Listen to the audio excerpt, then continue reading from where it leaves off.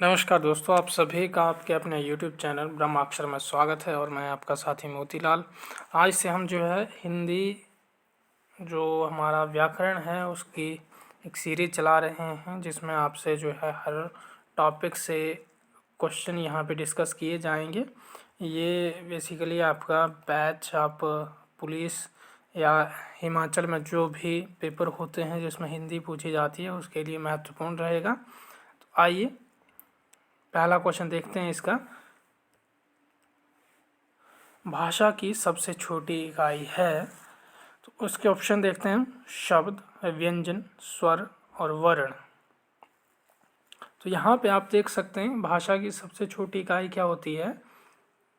स्वर होता है, व्यंजन होता है या शब्द होता है। तो यहाँ पे आपका सही आंसर रहेगा वर्ण। वर्ण जो है यहाँ पे सही आंसर रहने वाला है आपका। उसके बाद अगर हम बात करेंगे वर्णमाला कहते हैं, तो वर्णमाला की अगर बात करेंगे आप तो शब्द के समूह को या वर्णों के संकलन को या शब्द की गणना को या ऑप्शन डी वर्णों के व्यवस्थित समूह को वर्णमाला कहते हैं।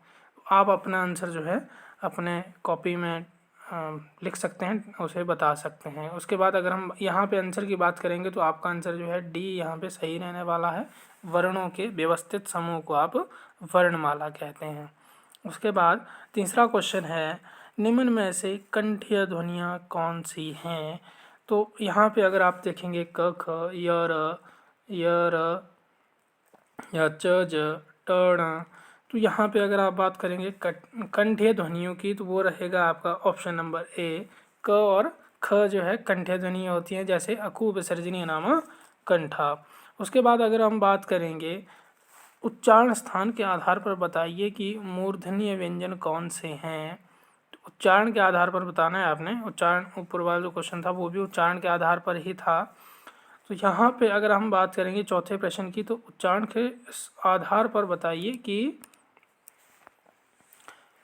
मूर्धन्य व्यंजन कौन से हैं। तो आपका आंसर सही रहना है इसमें सी, ड और ढ, क्योंकि ये आपके ट वर्ग में आते हैं। तो आपका उच्चारण स्थान में आप पढ़ते हैं कि ऋतुनश नाम मूर्धन्य।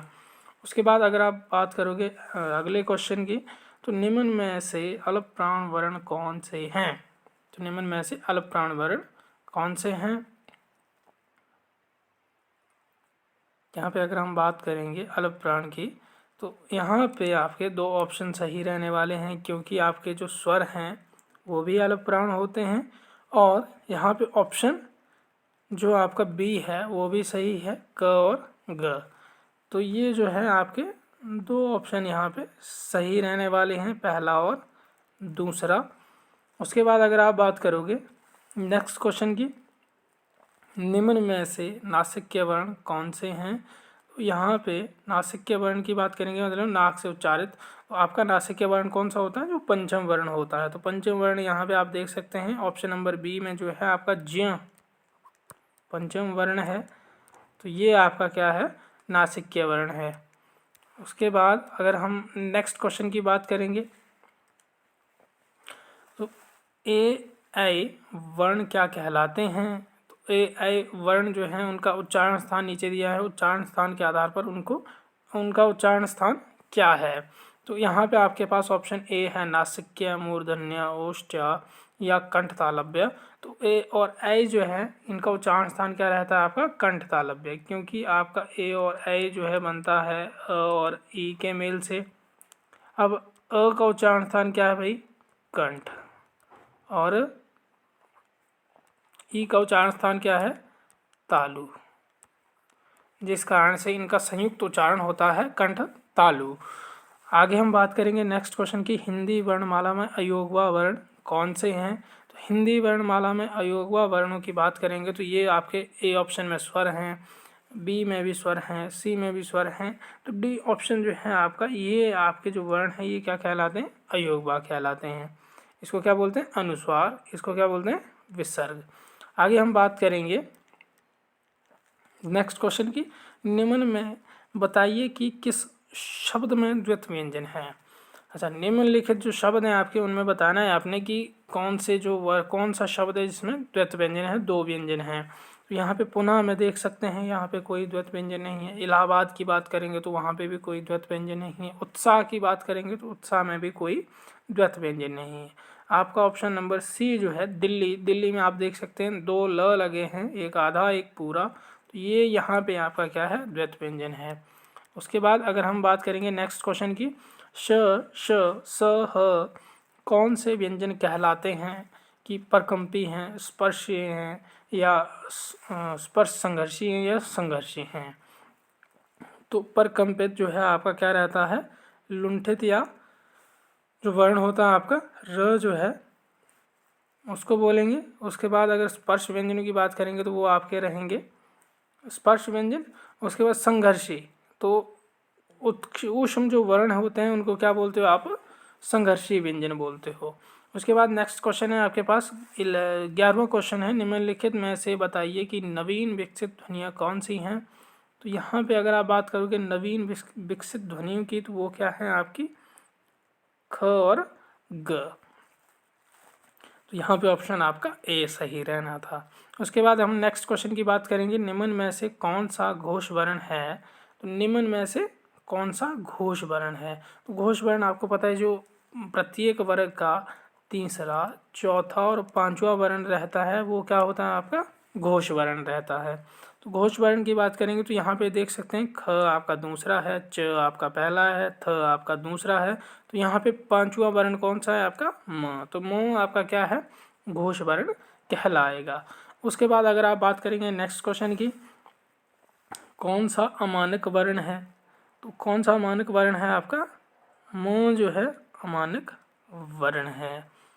उसके बाद नेक्स्ट क्वेश्चन की बात करेंगे आप, क्वेश्चन नंबर 14, क ख ग ज और फ। यहाँ पे इन सब वर्णों के नीचे क्या लगा है आपका नुक्ता चिन्ह लगा है, चाहे ग हो चाहे क हो चाहे फ हो, ठीक है। तो ध्वनियाँ किसकी हैं, तो नुक्ता चिन्ह जिन इन वर्णों के नीचे लगा होता है उनको क्या बोलते हो आप, कौन सी भाषा के वर्ण होते हैं वो अरबी फारसी के। जिन शब्दों में आपका जिन शब्दों के वर्णों में क्या लगा होता है आपका नुक्ता चिन्ह लगा होता है उन्हें क्या बोलते हैं आप फारसी अरबी फारसी के वर्ण कहते हैं। उसके बाद क्वेश्चन नंबर 15, हिंदी में मूलतः वर्णों की संख्या कितनी है। यहाँ पे शब्द जो है वर्तनी अशुद्धि हो गई है। तो हिंदी में मूलतः वर्णों की संख्या कितनी है। तो अगर आप बात करोगे यहाँ पे ऑप्शन ए की 50, 51, 53। तो यहाँ पे आपका सही आंसर क्या रहने वाला है सी 52। ये क्वेश्चन बड़ी बार पूछा जाता है आपसे, तो इसमें ध्यान रखेंगे आप। उसके बाद क्ष ध्वनि किस के अंतर्गत आती है। क्ष जो ध्वनि है आपकी किसके अंतर्गत आती है, मूल स्वर के अंदर आती है, घोष वर्ण के अंदर आती है, तालव्य या संयुक्त वर्ण। तो क्ष जो है किसके अंतर्गत आता है, संयुक्त वर्ण के अंतर्गत आता है। उसके बाद अगर हम बात करेंगे नेक्स्ट क्वेश्चन की, हिंदी शब्दकोश के क्ष का क्रम किस वर्ण के बाद आता है। तो हिंदी शब्दकोश के क्ष का क्रम किस वर्ण के बाद आता है, यहाँ पे देख सकते हैं आप क के बाद आता है, छ के बाद आता है, त्र के बाद आता है या ज्ञ के बाद आता है। तो यहाँ पे आप देख सकते हैं किसके बाद आएगा श के बाद, ठीक है, छ के बाद आएगा।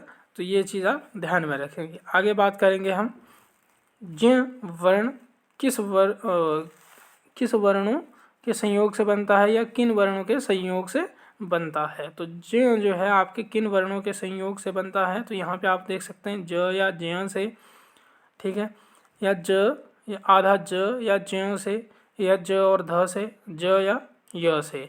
तो यहाँ पे अगर आपका सही आंसर रहना है तो वो है बी, ज आधा ज और ज्य, ठीक है।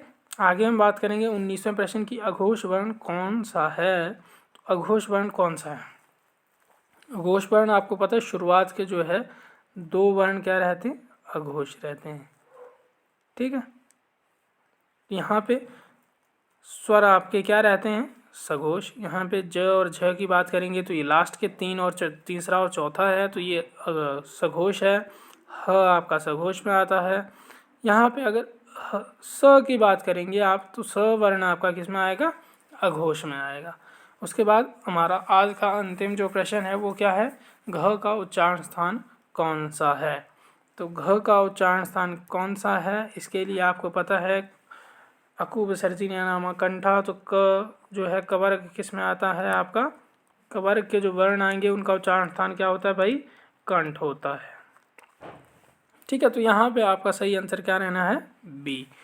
तो ये आपके जो है 20 प्रश्न थे और आप कमेंट में ज़रूर बताएं कि आपके कितने आंसर सही बन रहे हैं और आपका जो भी सुझाव रहता है उसे भी ज़रूर बताएं। साथ में आपके लिए जो है जीके या जीके के साथ इंग्लिश और जो बाकी मैथ्स और रीजनिंग का सीरीज है वो भी आपके लिए लेकर आएंगे।